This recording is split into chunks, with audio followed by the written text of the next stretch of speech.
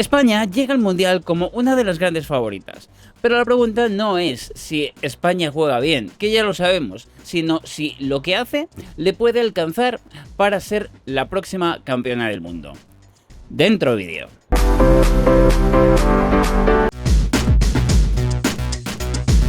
España llega a este mundial en uno de sus mejores momentos, ¿para qué vamos a negarlo? Y no porque dé una sensación de selección invencible o porque haya arrasado completamente a sus rivales, sino porque parece que ha encontrado una idea muy clara de su juego, una dirección muy definida para lo que tienen que hacer. Y además ha encontrado, creo, a los jugadores mejor adecuados para llevarla a cabo. Además, España transmite algo que a mí me parece muy importante, y es estabilidad, tanto fuera del terreno de juego como dentro del terreno de juego. Y llega también con una generación que ya no es tan promesa.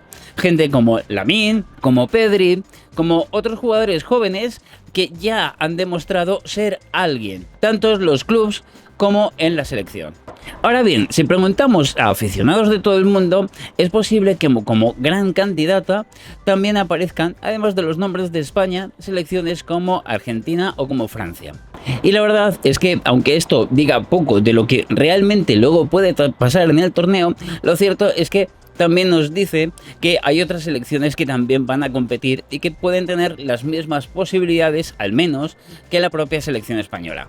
Porque hay que pensar una cosa, los mundiales no es una liga larga durante meses, sino un torneo muy corto que se puede decidir con pequeños detalles, incluso en la fase grupos o teniendo mala suerte en un emparejamiento en 16avos, en octavos o en cuartos. Así que quizás la mejor pregunta que nos podemos hacer no es si puede o no puede hacerlo, sino si España llega preparada para competir por el torneo. Y para responder a eso vamos a intentar repasar cuáles son las fortalezas.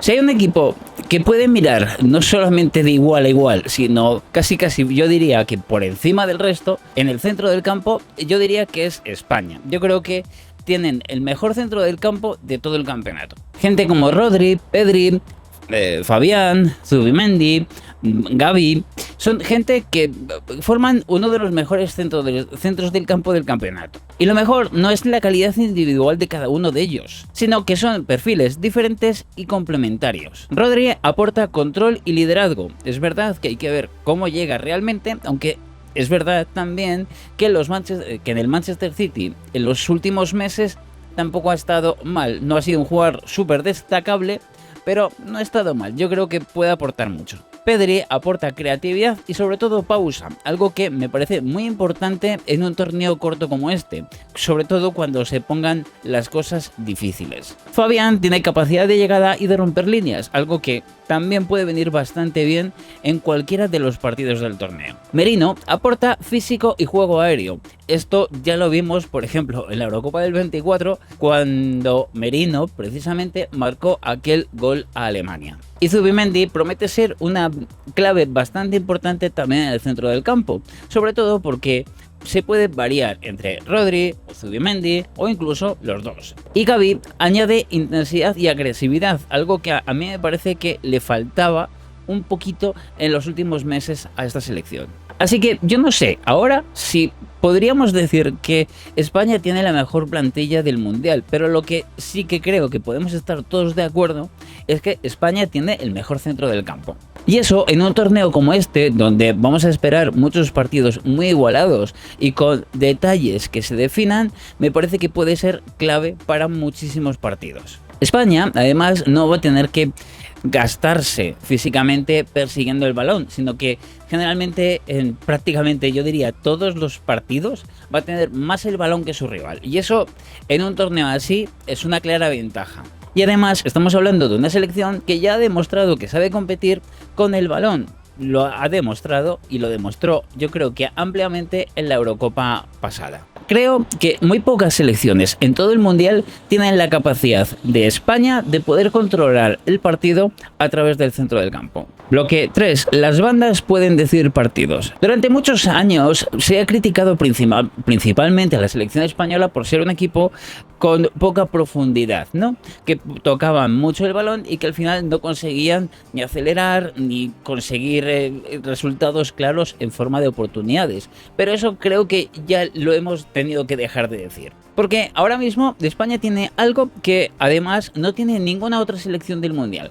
Tiene dos bandas que pueden ser letales. Me refiero a la banda de Lamine y a la de Nico Williams. Porque lo importante no es que sean buenos, que además lo son. Lo importante es que son distintos. Nico tiene potencia, velocidad y ruptura al espacio, y esto puede crear muchísimos problemas en las defensas de los otros equipos. Y Lamine, pues, ¿qué crees que os diga? Yo creo que es uno de los pocos jugadores en el mundo que es capaz de hacer sentir al resto que puede pasar algo en cualquier momento. Y eso en un mundial vale oro. Porque va a haber partidos donde sientas que la selección domina, pero que no llega a poder concretar las cosas. Porque vas a pasar partidos donde vas a tener rivales bastante duros delante. Y eso puede decidir, por lo menos en el sentido psicológico, del respeto, de la sensación de que puede pasar algo cuando este tío tenga el balón. Pero además hay cierta profundidad de banquillo en este sentido. España tiene jugadores que pueden meterse en alguna de las bandas en algún momento y dar descanso a los dos buenos, por decirlo de alguna forma, e incluso también seguir incomodando a los rivales. Por eso creo que esta selección tiene algo que quizás otras selecciones de mundiales anteriores no tenían, y es que si le sumamos la capacidad de control del centro del campo, que sí es verdad que esta selección o que España ha tenido en otros mundiales y que no le ha servido para mucho, ahora nos encontramos con que podemos tener un equipo que controle el centro del campo igual que lo hacían antes, pero además con muchas más variantes. En resumen, creo que esta selección es muchísimo más peligrosa de lo que era esta misma selección hace 4 o incluso 8 años. Una de las cosas más importantes para una selección es la identidad. Primero porque no es tan fácil que una selección asuma una cierta identidad, una cierta forma de hacer las cosas, porque al fin y al cabo no es el mismo trabajo con un club que con una selección, y eso me parece que tiene mucho más valor.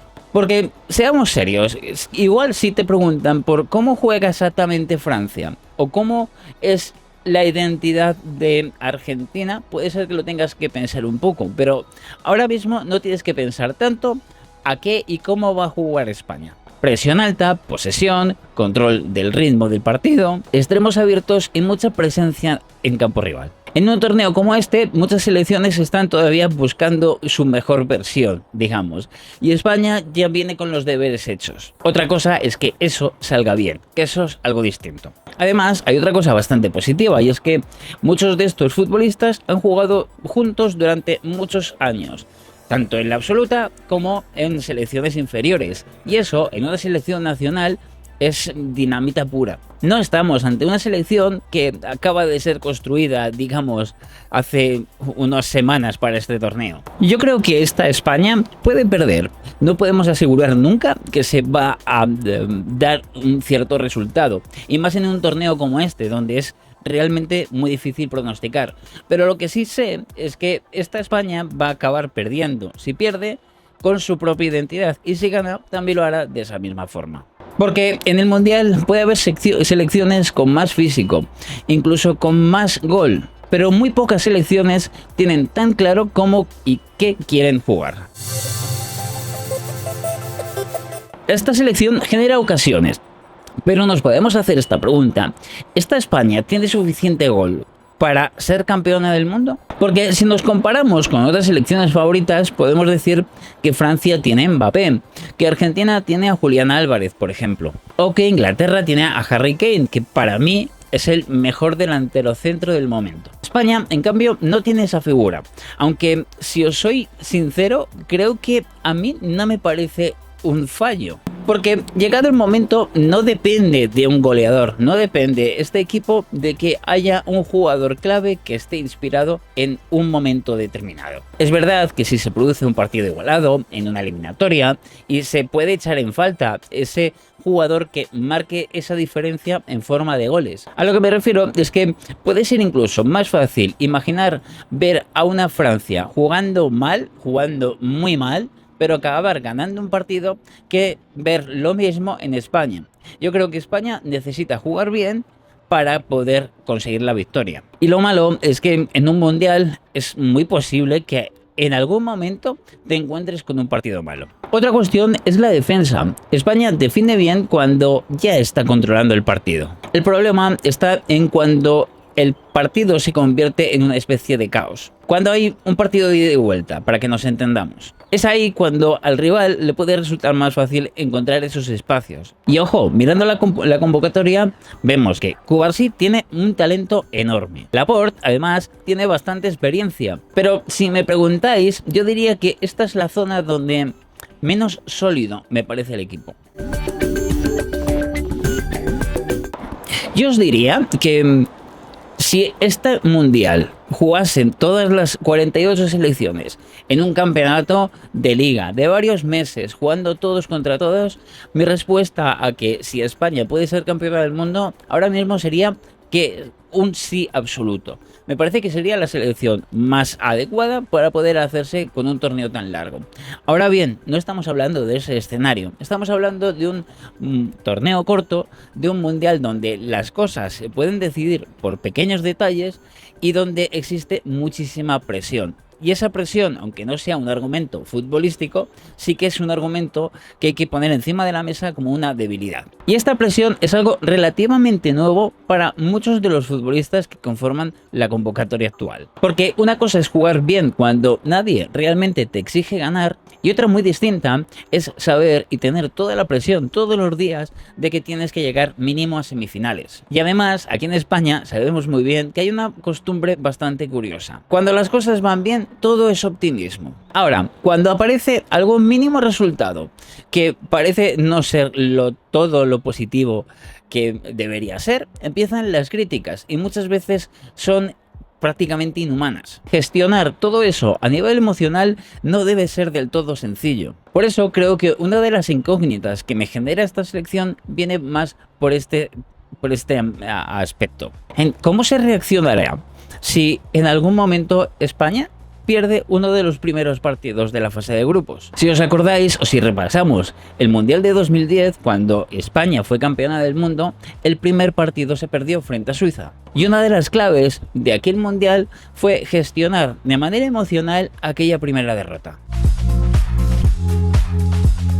Si tuviera que elegir un jugador clave para este torneo, yo creo que va a ser Lamine Yamal. Y lo voy a hacer porque me parece uno de los pocos jugadores donde tienes la sensación de que va a poder pasar algo. Lamine puede convertirse en ese jugador que sea clave en alguna acción, que sea determinante en alguna de esas pequeñas acciones y de esas pequeñas ocasiones que ocurren para que en un partido de unas eliminatorias de octavos, por ejemplo, el equipo pueda salir victorioso. Y me parece que ya lo vimos en la Eurocopa del 24, tiene carácter y tiene mentalidad suficiente como para, a pesar de la edad, que es una locura, poder tirar del carro del equipo en esos partidos difíciles. En resumen, si Lamine hace un mundial normal, yo creo que España puede llegar lejos, pero si Lamine hace un mundial extraordinario, ahí sí que creo que España puede ser campeona.